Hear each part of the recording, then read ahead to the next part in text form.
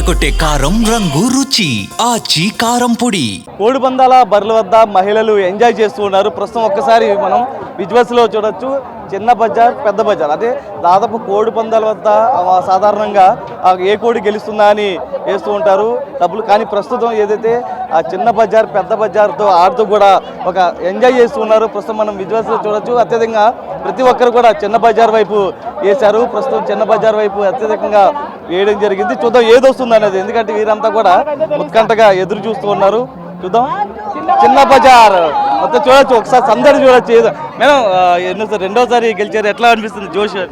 చాలా హ్యాపీగా ఉందండి. Thank you madam. అంటే మీరు ఎక్కడి నుంచి వచ్చారు మేడం? మీరు విజయవాడ. ఎట్లా మొత్తం కోడి పందాలు మొత్తం చూసారు, తర్వాత ఇప్పుడు ఆడుతూ ఉన్నారు. చాలా బాగుంది, ఫస్ట్ టైం వచ్చాము మేము. చాలా బాగుంది. సంక్రాంతికి ఎంజాయ్ ఎంజాయ్మెంట్ అంతా చాలా సూపర్ సూపర్ ఎంజాయ్మెంట్ బాగుంది. ప్రతి ఒక్కరు కూడా ఎంజాయ్ చేస్తూ ఉన్నారు. ప్రతి ఒక్కసారి చూడొచ్చు.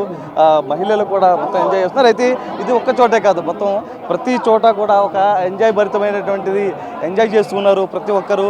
ప్రస్తుతం మనం విజువల్స్లో చూడొచ్చు. వారు నేరుగానే, ఎందుకంటే సాధారణంగా ఈ ఆటలన్నీ కూడా ఎక్కువ పురుషులు ఆడుతూ ఉంటారు, కానీ ప్రస్తుతం మహిళలు కూడా అంతే విధంగా పోటీ పడుతున్నారు ఆడడానికి. చూడొచ్చు ఈ దీంట్లో కూడా ప్రస్తుతం మొత్తం ఇక్కడ సంబంధించి కూడా మహిళలు మొత్తం ఇక్కడ పెద్ద ఎత్తున పార్టిసిపేట్ చేస్తూ ఉన్నారు, ఎంజాయ్ చేస్తున్నారు. మేడం ఎక్కడి నుంచి వచ్చారు?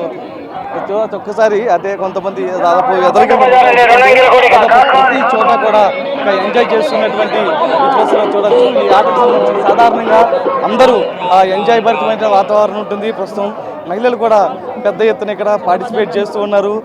చిన్న బజార్ పెద్ద బజార్ ఆడుతూ ఉన్నారు మొత్తం చాలామంది మహిళలు.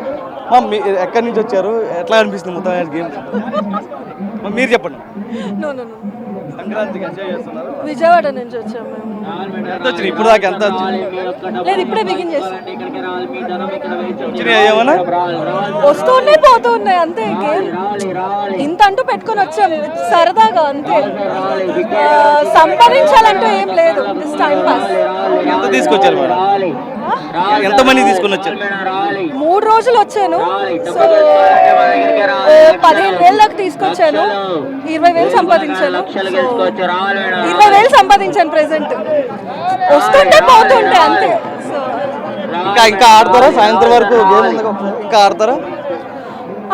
ఈరోజు లాస్ట్ డే కాబట్టి, ఇది లీగల్ కాబట్టి ఎంజాయ్ చేస్తున్నాం. అదే మనం ఆడాలంటే గోవాకి అట్లా అట్లా వెళ్ళాలి కెసినోస్కి. సో ఇక్కడ ఒక లోకల్ కెసినో లాగా ఇది అంతే. ఇంకెంత ఉన్నాయి మేడం చేతులు? అంటే మొత్తం పోయేదాకా ఆడతారా, లేకపోతే వచ్చిన దాంట్లో సరిపెట్టుకుంటారు? అట్లా ఏం లేదండి. ఇంత ఇప్పుడు బయట లంచ్కి వెళ్ళో మూవీకి వెళ్ళో మనకు 2,000 అలా అయిపోద్ది. అది ఇంకా వస్తే వస్తుంది, పోతే పోతుంది అంతే. ఆ మెంటాలిటీ పెట్టుకోకూడదు మనం.